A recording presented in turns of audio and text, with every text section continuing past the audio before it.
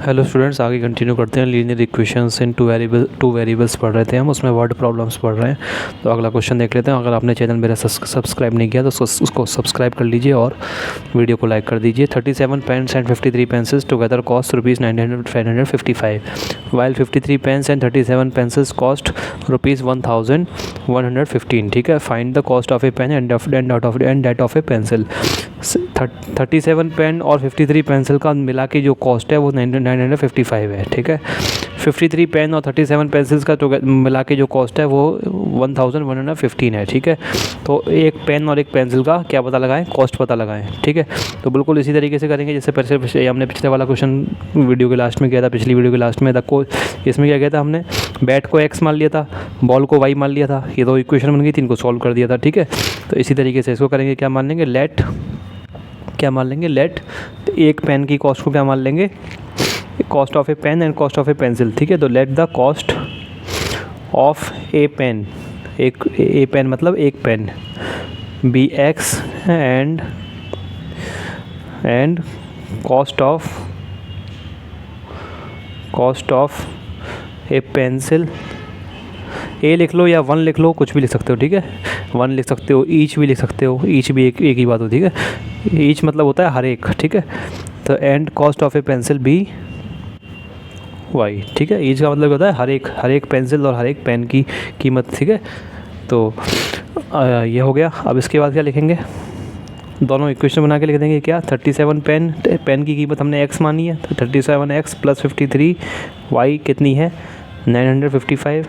ठीक है, इसी तरीके से दूसरी इक्वेशन क्या बन जाएगी, 53x plus 37 y equal to क्या बन जाएगी, 1115। ठीक है, 1115। ठीक है, अब इसको सॉल्व कर लेना आपको दोनों इक्वेशन। अब इसमें आपको एक चीज़ दिख रही होगी जो हमने पहले एक ट्रिक पढ़ी थी कि अगर x का कोफिशिएंट y की कोफिशिएंट के बराबर हो और y का कोफिशिएंट, पहली वाली का y का कोफिशिएंट दूसरी वाली के x के कोफिशिएंट के बराबर हो, तो एक हम ट्रिक हमने पढ़ी थी। वो ट्रिक क्या थी, इन दोनों इक्वेशन को 1 और 2 मान लिया, इन दोनों इक्वेशन को एक बार जोड़ दो, एक बार घटा दो। उससे क्या होता था, हमारी आसान इक्वेशन निकल के आ जाती थी 2। ठीक है, तो क्या करेंगे, एक बार जोड़ देंगे। तो एक बार जोड़ देंगे तो कितना हो जाएगा, तो कैसे, ऐसे नहीं जोड़ेंगे, लिख के जोड़ेंगे। क्या, एडिंग, ये लाइन गलत खिंच गई, एडिंग इक्वेशन 1 एंड 2। ठीक है, we get, adding equations 1 and 2 we get, दोनों इक्वेशन लिख ली, इनको जोड़ देंगे। 7 3 10 होता है, 1 कैरी 5 8 9 90x प्लस ये भी 90y हो जाएगा। ठीक है, इन दोनों को जोड़ लेंगे, क्या हो जाएगा, 5 5 10 और ये 5 6 7 हो जाएगा, और 9 1 10 1 कैरी और ये 2070 हो जाएगा। ठीक है, अब एक सेकेंड, 10 1 कैरी 6 7 और 10 1 कैरी 2। ठीक है, अब क्या करेंगे, यहाँ से 90 कॉमन ले लेंगे। ठीक है, अक्सर ऐसे जब भी हम जोड़ते तो क्या होता था कि ये वाला नंबर 90 से डिवाइड हो जाता था। फिर भी एक बार करके देख लेंगे रफ में कि क्या 2070 90 से डिवाइड हो रहा है। अगर 90 से डिवाइड हो रहा होगा तभी 90 कॉमन लेंगे। ठीक है, नहीं तो 90 कॉमन नहीं लेंगे। ठीक है, तो 2070 को पहले हमने 90 से डिवाइड करके देख लिया। ठीक है, तो 9 ये 9 2 18, ऐसे डिवाइड करने की ज़रूरत नहीं है। 2070 लिखा हुआ है और 90 लिखा हुआ है। ठीक है, 0 से 0 कट गया। अब 207 को 9 से डिवाइड करना है। तो 9 का भी डिविजिबिलिटी टेस्ट क्या होता है, अगर इनकी डिजिट को जोड़ दो, 2 7 0 और 207 को 9 से डिवाइड करना है। तो 2 को 0 में जोड़ दो और 0 को फिर 7 में जोड़ दो। 2 + 0 0, 2 + 0 2 हो जाएगा और 2 + 7 9 हो जाएगा। तो इनकी डिजिट का सम कितना आ जाएगा, 9 की टेबल में आता है। इसका मतलब ये पूरा डिवाइड हो जाएगा। ठीक है, और डिवाइड करके देखना तो डिवाइड करके भी देख सकते हैं, क्योंकि डिवाइड तो फाइनली हमें करना ही पड़ेगा। 9 2 18 19। ये तो मैंने आपको डिविजिबिलिटी टेस्ट समझाने के लिए बताया आपको कि अगर किसी चीज़ को, जैसे हम 3 से, कोई चीज़ 3 से डिवाइड हो रही नहीं हो रही, तो कैसे देखते थे कि उसके डिजिट के सम को जोड़ लेते थे। इसी तरीके से ये 9 के साथ भी होता है। ठीक है, तो 9 2 18 19 20 9 3 27 23 टाइम्स चला जाएगा। इसलिए हम क्या करेंगे, 90 कॉमन ले लेंगे यहाँ से। ठीक है, तो x प्लस वाई कितना हो जाएगा, 2070 डिवाइड बाई 90 हो जाएगा। ठीक है, ये हमारा कितना आ जाएगा, 23। ठीक है, तो x प्लस वाई मेरा आ जाएगा 23। अब क्या करेंगे, दोनों इक्वेशन को क्या करेंगे, घटा देंगे। चाहे पहली को दूसरी में से घटा दो, चाहे दूसरी को पहली में घटा दो। ठीक है, जब कई चीज़ों को जोड़ते हैं, जब कहीं दो चीज़ों को जोड़ते हैं, तब तो कोई फ़र्क नहीं पड़ता। ठीक है, या तो x में y जोड़ लो, चाहे y में x जोड़ लो, बात एक ही है। लेकिन जब दो चीज़ों को घटाते हैं तो उसमें हमारा ऑर्डर क्या, ऑर्डर मतलब कौन सी चीज़ पहले आ रही है, कौन सी चीज़ बाद में आ रही है, वो मैटर करता है, ठीक है। कि हमने x में से हमने y को x में से घटाया कि हमने x को y में से घटाया, तो इन ठीक है, मैटर करता है। लेकिन यहाँ पे इक्वेशन में तो आप इनमें से कोई भी कर सकते हैं, ठीक है ना। कि हम इक्वेशन 1 में से 2 को घटा दें या 2 में से इक्वेशन में से 1 को घटा दें, ठीक है, कोई भी कर सकते हैं, ठीक है। आंसर पे कोई फ़र्क नहीं पड़ेगा। तो क्या लिख लेते हैं, सब्ट्रैक्टिंग, ये दूसरी इक्वेशन थी हमारी, ठीक है, ये हमारी दूसरी इक्वेशन थी ये वाली, और ये पहली थी। तो क्या करता हूँ, दूसरी इक्वेशन में से पहली को घटाते हैं। सब्ट्रैक्टिंग इक्वेशन 2 फ्रॉम 1, ठीक है। वैसे तो ऑर्डर मैटर करता है, लेकिन यहाँ पे इक्वेशन में जब हम सॉल्व करते हैं तो आंसर सेम ही आता है, तो इसलिए कुछ भी ले लेते हैं, ठीक है। चाहे 1 को 2 में से घटा लो, चाहे 2 को 1 में से घटा लो, ठीक है। तो क्या 37x लिख लेंगे दोबारा से, और 53x plus 37y equal to कितना हो जाएगा, 1115, ठीक है। माइनस कर दिया, ये प्लस का था, ये माइनस हो गया, प्लस का माइनस हो गया, प्लस का माइनस हो गया। 37 में से 53 को गए तो कितने बचे, पहले तो जो भी आएगा माइनस का आएगा, ठीक है। और 37 फिर से 53 गए तो 53 में 37 घटा दो, 8 9 10 11 12 13 6 यहाँ बच गया, 4 5 16 बच गए, माइनस का 16x। इसी तरीके से यहाँ क्या बचेगा, प्लस का, ये माइनस का, तो यहाँ प्लस का 16y बच जाएगा। और 1115 में से यहाँ माइनस का बचेगा, जो बचेगा उसमें से 955 घटा दो, 0 5 6 11 होता है, और ये 10 और 1 सेकेंड 5 6 11 होता है, और 10 160 बचेगा, ठीक है ना। 5 11 10 11, हाँ 160 ही बचेगा, तो 160 हो जाएगा, ठीक है। अब क्या करेंगे, 16 कॉमन ले लो, ठीक है। क्या ले लो, 16 कॉमन ले लो, या -16 कॉमन, दोनों ही ले सकते हैं, ठीक है, कोई फ़र्क नहीं पड़ेगा, ठीक है। तो हमने 16 ही ले लिया, तो अंदर क्या हो जाएगी, -x + y, इधर क्या हो जाएगा, -160, तो -x + y कितना हो जाएगा मेरा, 16 से इधर जाके डिवाइड हो जाएगा, तो कितना, 16 10 या 160 -10 हो जाएगा, ठीक है। तो एक इक्वेशन ये आ गई, इसको कोई तीसरी इक्वेशन मान लो, इसी कोई चौथी इक्वेशन मान लो। इन दोनों को सॉल्व करना बहुत आसान है, एक बार इन दोनों को जोड़ लिया, दोबारा लिख के करना पड़ेगा। एक एडिंग इक्वेशन जैसे ये लिखा है, एडिंग इक्वेशन 1 और 2 जैसे ये लिखा है, ऐसे ही इनको भी दोबारा लिख के करना पड़ेगा कि एडिंग इक्वेशन 3 और 4, एडिंग इक्वेशन 3 और 4। तो एक बार आप जब इनको जोड़ेंगे तो क्या हो जाएगा, x से x कट जाएगा, x और -x 0 हो जाएंगे, 2y हो जाएगा। 2y मेरा कितना आ जाएगा, 2y मेरा आ जाएगा 23 में से 10 गए, यानी कि 13 है ना, 13। तो y मेरा आ जाएगा 13/2, ठीक है, 13/2 y आ जाएगा। ऐसे ही x निकालेंगे तो कितना आ जाएगा, इस 13/2 को किसी में रख लें, मान लो इसमें रख लें, तो 23 में से 13/2 जाएंगे, तो हो जाएगा 2 3 या 6 और 2 2 या 46 में 13 चले गए, तो 6 में से 3 गया, 3 बचा, और 4 में से 1 गया, 3 बचा, 33/2, ठीक है।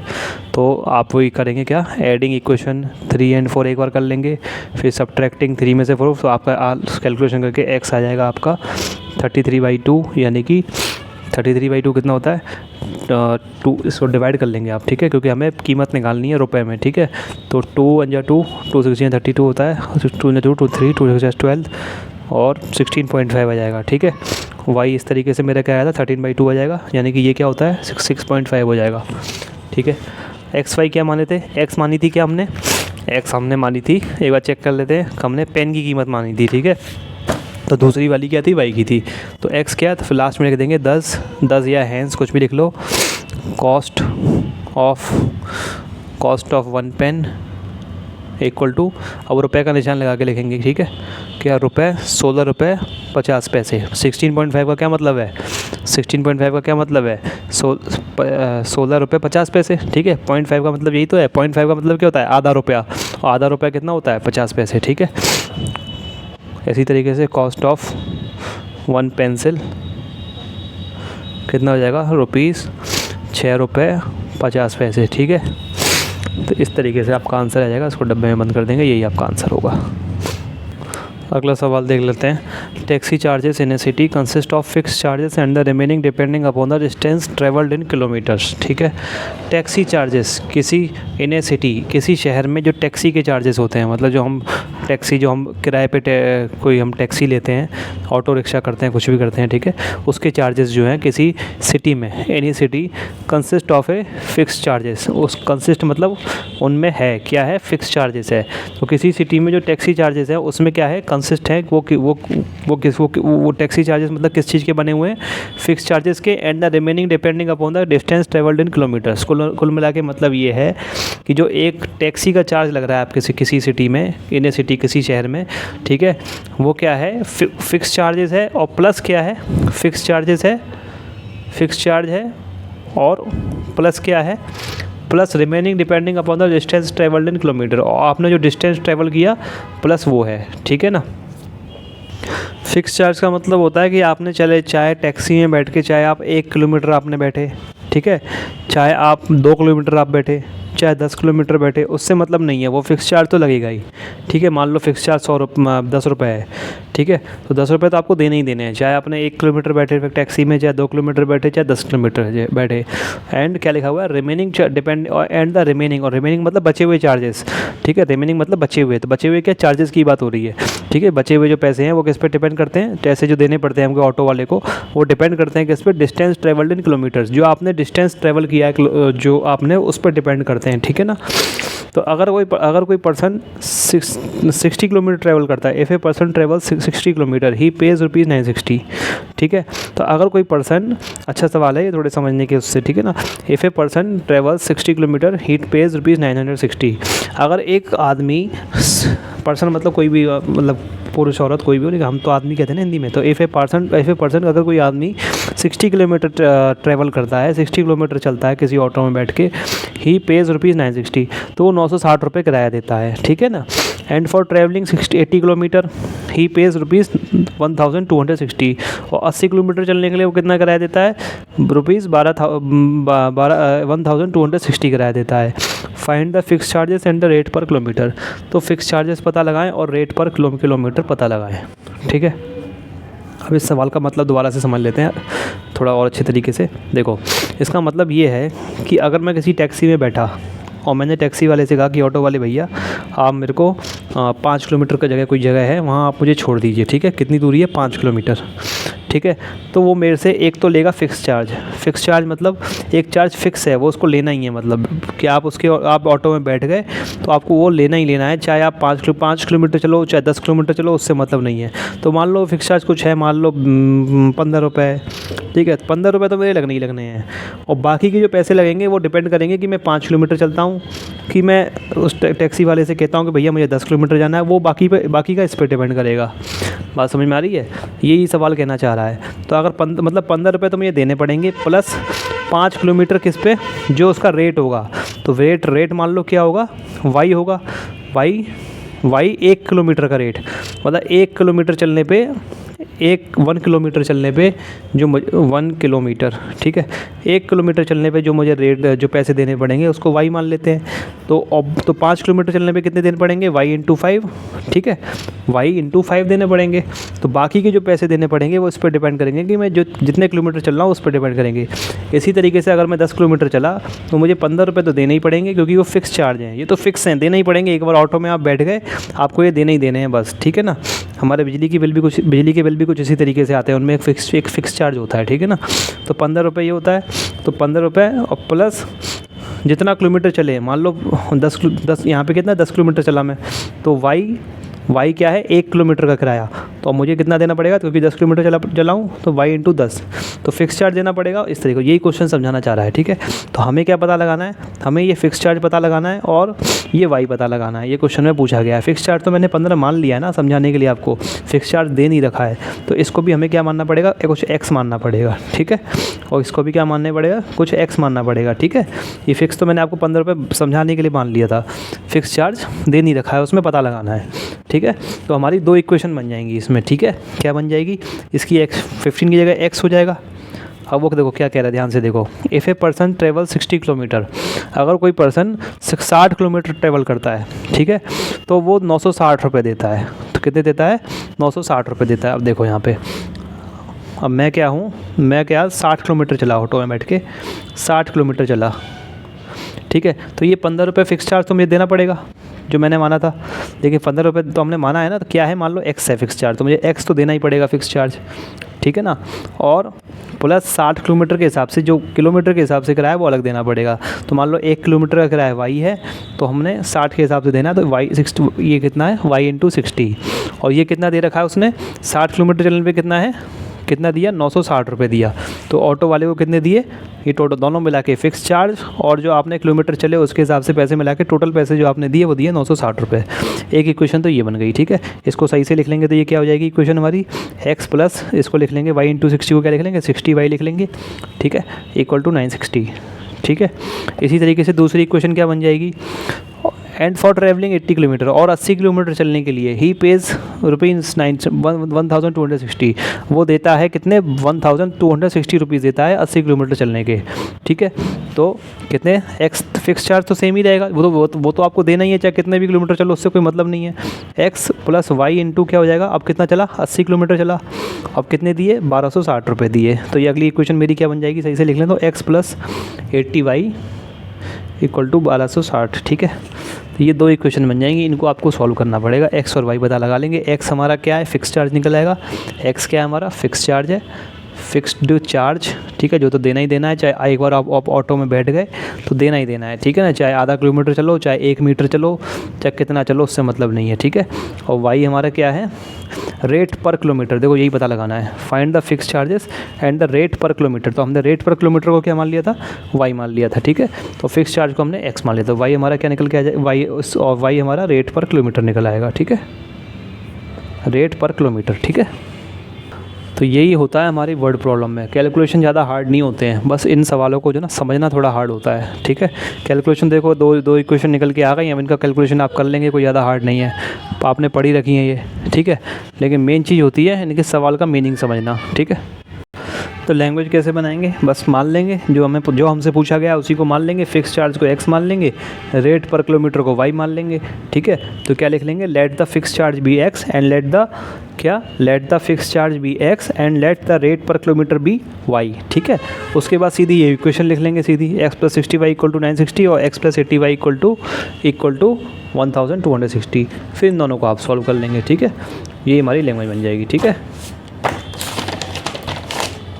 जिस तरीके से इसमें किया था, अभी हमने किया तो था, ये एक्स और वाई माने थे, जैसे लेट द कॉस्ट ऑफ, इसी तरीके से यहाँ पे पेन की मानी थी, यहाँ पे फिक्स चार्ज को कितना मान लेंगे, एक्स मान लेंगे, पेंसिल को क्या माना था, वाई माना था, यहाँ पे क्या मान लेंगे, रेट पर किलोमीटर को वाई मान लेंगे, ठीक है।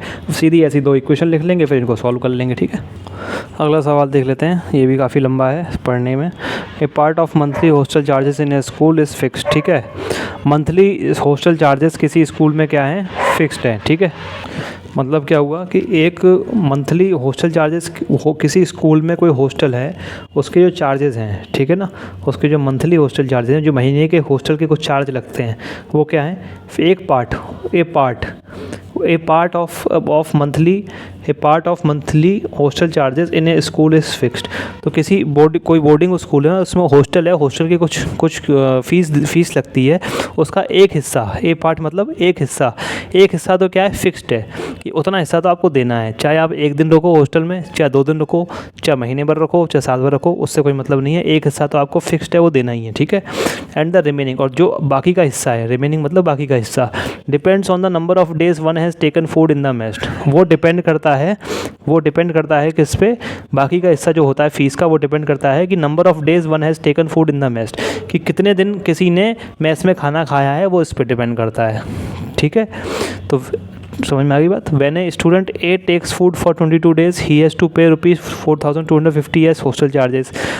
कोई स्टूडेंट ए जिसका नाम है ए, ठीक है, वो क्या करता है, टेक्स फूड 28 days, वो क्या करता है 22 दिन के लिए जब खाना खाता है तो उसको इतने रुपए देने पड़ते हैं, एज हॉस्टल चार्जेस देने पड़ते हैं, मतलब उसको 4,250 देने क्या पर देने पड़ते हैं, हॉस्टल चार्जेस। अब इस 4,250 में एक हिस्सा तो क्या है, फिक्स चार्जेस है, और एक हिस्सा किस पे डिपेंड कर रहा है, जो उसने 22 दिन खाना खाया है, ठीक है। वेयर एज ए स्टूडेंट ए, और जहाँ वेयर एज जबकि, वेयर एज मतलब जबकि एक स्टूडेंट बी जिसका नाम बी है, वो क्या करता है, वो उसने who takes food for 28 days, जो कि 28 दिन के लिए खाना खाता है, वो मतलब जो कि 28 दिन के लिए खाना खाता है, pays ₹5,150 for as hostel charges, ठीक है। वो कितने रुपए देता है, 5,150 रुपये देता है हॉस्टल चार्जेस के, कितने, 28 दिन के। Find the fixed charges and the cost of food per day, तो आपको फिक्स चार्जेस पता लगाना है और cost of food per day, एक दिन का खाने का चार्जेस पता लगाना है कि एक दिन के खाने की कितनी कीमत लेता है हॉस्टल वाला, ठीक है। तो इसी को x मान लेंगे फिक्स चार्जेस को, इसको y मान लेंगे, ठीक है। तो x हमारा फिक्स चार्ज होगा, वो तो x और x हमारा फिक्स चार्ज होगा, ठीक है। तो और फूड पर डे को क्या मान लेंगे, y मान लेंगे, ठीक है, जो हमारा एक दिन का खाना। लेकिन पहले वाला स्टूडेंट कितने दिन रुका, 22 दिन रुका, तो y किससे मल्टीप्लाई हो जाएगा, 22 दिन से, क्योंकि एक दिन खाना थोड़ा खाया उसने, तो 22 दिन खाना खाया है। इसी तरीके से दूसरा वाला स्टूडेंट कितने दिन रुका, दूसरा वाला स्टूडेंट रुका हमारा कहाँ पे था, 28 दिन, ये रहा 28 दिन रुका, तो ये कितने दिन खाना खाया, 28 दिन खाना खाया, ठीक है। पहले वाले स्टूडेंट के कितने पैसे लगे, 4,250 लगे, तो लिख लेंगे 4,250, ठीक है। ऐसे ही दूसरे वाले स्टूडेंट के कितने पैसे लगे, 5,150। ये दो इक्वेशन बन जाएंगी हमारी। कैसे करेंगे सवाल की स्टार्टिंग, जो पूछा गया उसी को x मान लेंगे। लेट द फिक्स चार्जेस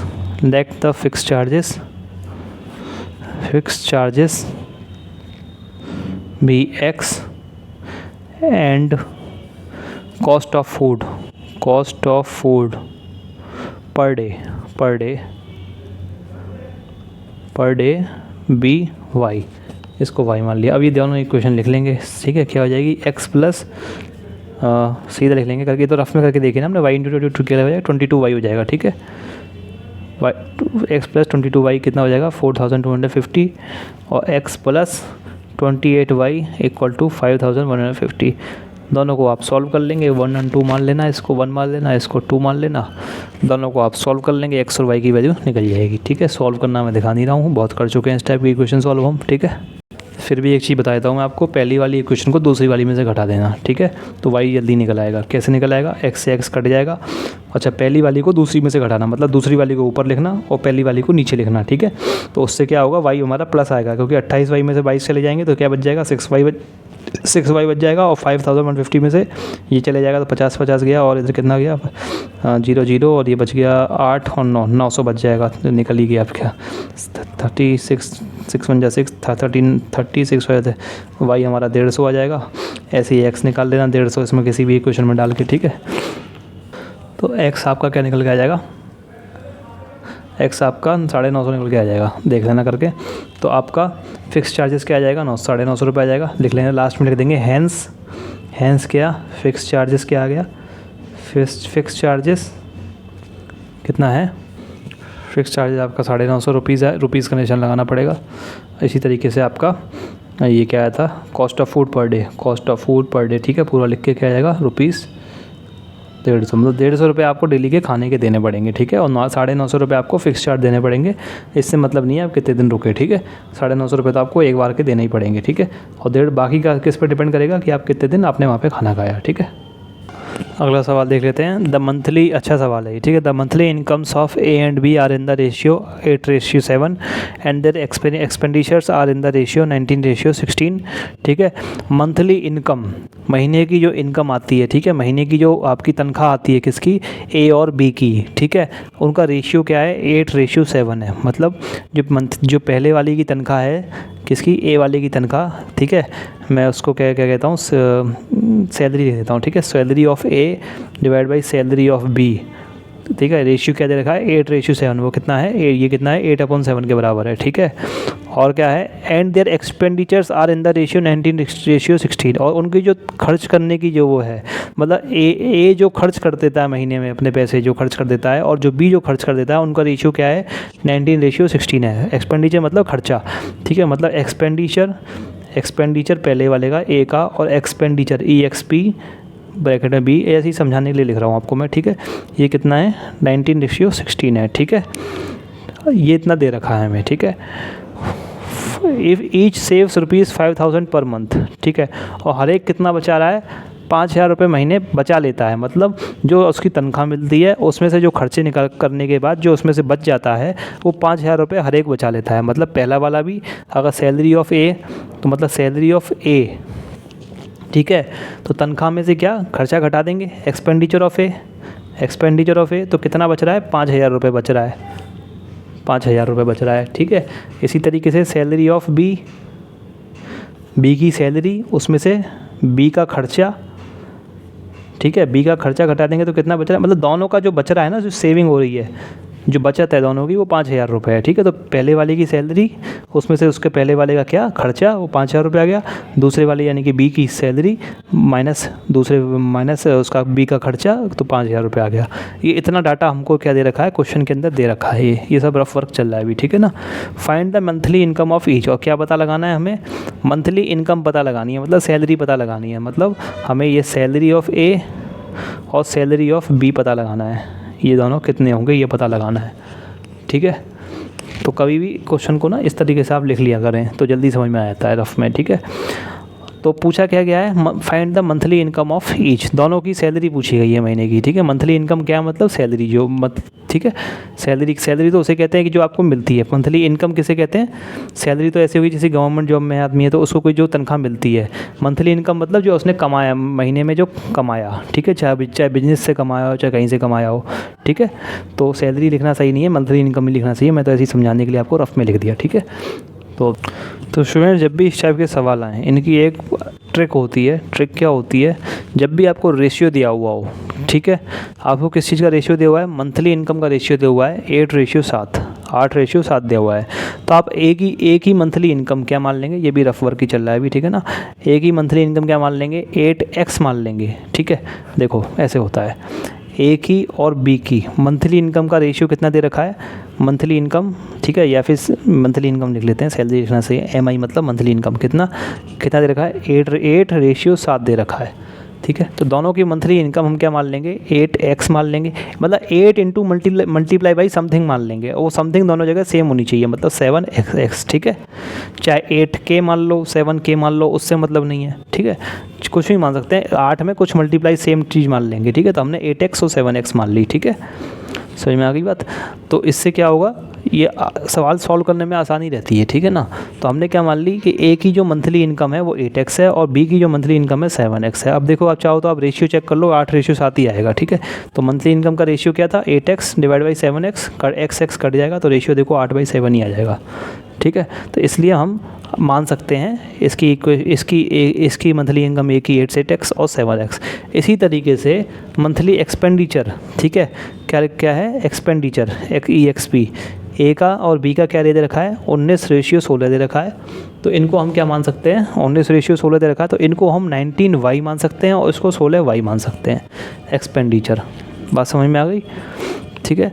तो हमने क्या कहते हैं, मंथली सैलरी ना लिख के मंथली एक्सपेंडिचर लिख लेता हूँ। तो मैंने मंथली इनकम ए की क्या मान ली, 8x मान ली, मंथली इनकम MI बी की मैंने क्या मान ली, 7x, नहीं, मंथली इनकम 7x, हाँ 7x मान ली। और इसी तरीके से एक्सपेंडिचर मैंने ए का कितना मान लिया, 19y मान लिया, और एक्सपेंडिचर मैंने बी का कितना मान लिया, 16y मान लिया, ठीक है, ठीक है। ये आपको करना है जब भी इस टाइप का रेशियो वाला सवाल आ जाए, क्या करना है, अगर 8:7 दे रखा है तो 8x 7x मान लिया, फिर दूसरा रेशियो 19:16 दे रखा है तो x तो हम पहले से लिख चुके हैं दूसरी जगह, तो दूसरी जगह क्या लिखेंगे, y मान लेंगे, ठीक है, कि 19y 16y, ठीक है। तो ये हमारा क्या हो जाएगा, एक्सपेंडिचर पहले वाले का खर्चा और दूसरे वाले का खर्चा 16y निकल के आ गया, ठीक है। तो ये चीज़ निकल के आ गई। अब वो क्या कह रहा है सवाल में कि 5,000 की सेविंग हो रही है हर महीने, 5,000 की बचत हो रही है। तो बचत क्या होती है, जो इनकम होती है उसमें से आप ये घटा दें, ठीक है। ये मैंने लिखा तो था, ये सैलरी लिख दिया, बस यहाँ पे सैलरी लिख दिया था मैंने, तो सैलरी है माइनस एक्सपेंडिचर, यही हमारी इक्वेशन बन जाएगी। तो सैलरी ऑफ ए मतलब ये मंथली इनकम ऑफ ए क्या है, 8x माइनस एक्सपेंडिचर ऑफ ए यानी कि 19y, ये 5,000 के बराबर। पहली इक्वेशन तो ये बन गई। और दूसरी इक्वेशन क्या बन जाएगी, salary of B minus expenditure of B, salary of B मतलब मंथली इनकम, ठीक है। तो कितना 7x माइनस 16y कितना हो जाएगा, 5,000 रुपये, दूसरी, इन दोनों को इक्वेशन को आपको सॉल्व करना है, एक्स और वाई की वैल्यू पता लगानी है, लेकिन एक्स और वाई की वैल्यू पता लगाने से केवल काम नहीं चलेगा इसमें, ठीक है। क्योंकि सवाल आप ध्यान से देखें क्या पूछ रहा है, find the monthly income of each. बहुत से स्टूडेंट्स यही गलती करते हैं इस टाइप के क्वेश्चंस में, केवल एक्स और वाई निकाल के छोड़ देते हैं, ठीक है।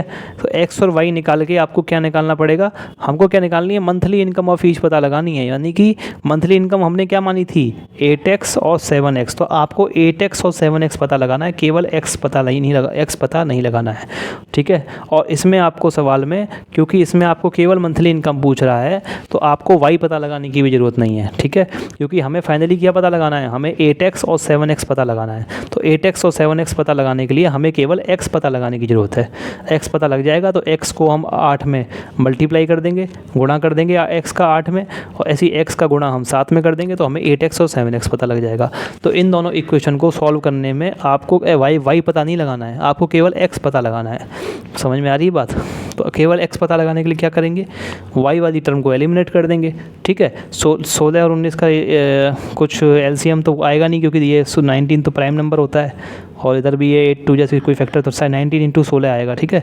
तो इस वाली इक्वेशन को किससे, 16 से मल्टीप्लाई कर देंगे, इस वाली इक्वेशन को 19 से मल्टीप्लाई कर देंगे, ठीक है। तो y वाली टर्म हमारी एलिमिनेट हो जाएगी, केवल x की वैल्यू निकालनी है, और केवल x की वैल्यू निकाल के हमारा आंसर नहीं आएगा, फिर x की वैल्यू निकालने के बाद 8x की वैल्यू निकालनी पड़ेगी, ठीक है। मतलब और 7x की वैल्यू भी निकालनी पड़ेगी, क्योंकि हमें क्या करना है, दोनों की मंथली इनकम बतानी है। Find the monthly income of each, ठीक है। तो सवाल को लैंग्वेज के साथ कैसे लिखेंगे हम, क्या माना था हमने, ए की मंथली इनकम को 8x माना था, और बी की को क्या माना था, 7x। इसी को लैंग्वेज में लिख लेंगे, let the monthly incomes of A and B ₹8x and ₹7x। Rupees भी लिखना पड़ेगा, ठीक है, रेस्पेक्टिवली, ठीक है। और अगर ये रेस्पेक्टिवली वगैरह लिखने में, लैंग्वेज लिखने में दिक्कत आ रही है, तो सीधी सिंपल लैंग्वेज भी लिख सकते हैं, let monthly income of monthly income of A equal to, सीधा लिख दो 8x। इसी तरीके से let monthly income of B ₹7x, ठीक है। इस तरीके से भी लिख सकते हैं सिंपल लैंग्वेज में, कोई फ़र्क नहीं पड़ेगा, ठीक है। तो इस तरीके से भी ठीक है, equal to 8x equal to, ठीक है। अगर ये दिक्कत होती है लिखने में तो ठीक है, ये इतना लिख लिया, ठीक है। और एक और चीज़ लिखनी पड़ेगी क्या, कि तो हमने कभी अभी ये माना है, अब हमें क्या मानना पड़ेगा, मंथली एक्सपेंडिचर भी मानना पड़ेगा। तो लेट, ठीक है, लेट मंथली एक्सपेंडिचर, महीने का जो खर्चा होता है, मंथली एक्सपेंडिचर ऑफ ए, तो हमने क्या माना था, 19 रेशियो 16 का था, तो 19 वाई मान लिया था, ₹19 वाई। इसी तरीके से let monthly expenditure of B equal to, आपको पूरा लिखना है, इस तरीके से नहीं करना है, ठीक है, इक्वल टू क्या हो जाएगा, 16 वाई, ठीक है। समझ में आ गई बात। अब क्या हो जाएगा, जो महीने की सेविंग है वो कितनी दे रखी है, 5,000 रुपये। तो मंथली की सेविंग कितनी हो जाएंगी, 8x में से कितना घट जाएगा, एक्सपेंडिचर घटा देंगे, ठीक है। तो लिख देंगे monthly savings, therefore monthly savings of a, से मंथली महीने की जो सेविंग्स हैं, बचत है ए की, वो कितनी हो जाएगी, 8x, ठीक है, माइनस 19 वाई। अब रुपए का निशान मत लगाना, वैसे ही कर देना, ठीक है, 8x माइनस, ठीक है। या लगाना चाहो लगा भी सकते हो, ना लगाओ ना, लगाने के लिए फिर पूरे को ब्रैकेट बंद करना पड़ेगा, ना लगाओ कोई दिक्कत नहीं है। 8x माइनस 19y, ठीक है। खर्च मंथली इनकम में से एक्सपेंडिचर घटा दिया, ठीक है। तो ये हमारा कितना हो जाएगा, मंथली सेविंग कितनी दे रखी है, 5,000 दे रखी है, 8x माइनस 19y। या फिर इसको सही से लिखना चाहें तो कैसे लिख सकते हैं, 8x minus 19y equal to 5,000। सही से मतलब 8x वाले को उधर लिख दिया, और ये x और y को उधर लिख दिया, और इसको उधर कर दिया, इसको पहली मान लेना, ठीक है। इसी तरीके से now monthly savings of B, monthly savings of B कितना हो जाएगा, बी की मंथली सेविंग्स कितनी हो जाएगी, 7x माइनस 16y। ये हमें कितनी दे रखी है, यही 5,000 दे रखी है, ठीक है। ज़रूरी नहीं है 5,000 ही दी जाए, अलग अलग दी भी जा सकती है क्वेश्चन में, कि एक की मंथली सेविंग 5,000 है, दूसरे की 6,000 है, ठीक है ना। लेकिन इसमें 5,000 ही दे रखी है, तो 7x माइनस 16y, ठीक है। तो इसको सही से लिख लेंगे, 7x minus 16y equal to 5000। अब इनको सॉल्व करके केवल आपको x पता लगाना है, ठीक है, y पता लगाने की कोई ज़रूरत नहीं है, ठीक है। तो क्योंकि x पता लगाने के बाद आपको क्या लिखना पड़ेगा, मंथली इनकम लिखनी पड़ेगी 8x और 7x, ठीक है। तो मान लो x, तो इनको सॉल्व कर लेना 1 और 2 को, उनको सॉल्व करने के बाद x मेरा आ जाएगा आपका x 3000 आ जाएगा। कितना आ जाएगा? 3000, ठीक है। तो लास्ट में लिख देंगे हैंस, इसीलिए मंथली इनकम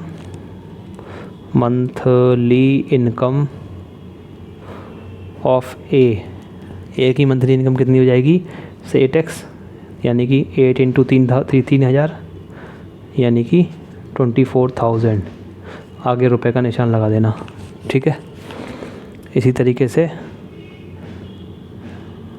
मंथली यहीं लिख लो उसके नीचे, जिससे डब्बे में बंद हो जाएगा पूरा ही, ठीक है। मंथली इनकम ऑफ बी ऐसे लिख लेना, क्या हो जाएगी? 7x कितनी हो जाएगी? ठीक है, 7 इंटू 3000 यानी कि 21,000, ठीक है, यानी कि रुपीज़ 21,000, ठीक है। तो ये हमारा इस तरीके से आंसर आ जाएगा।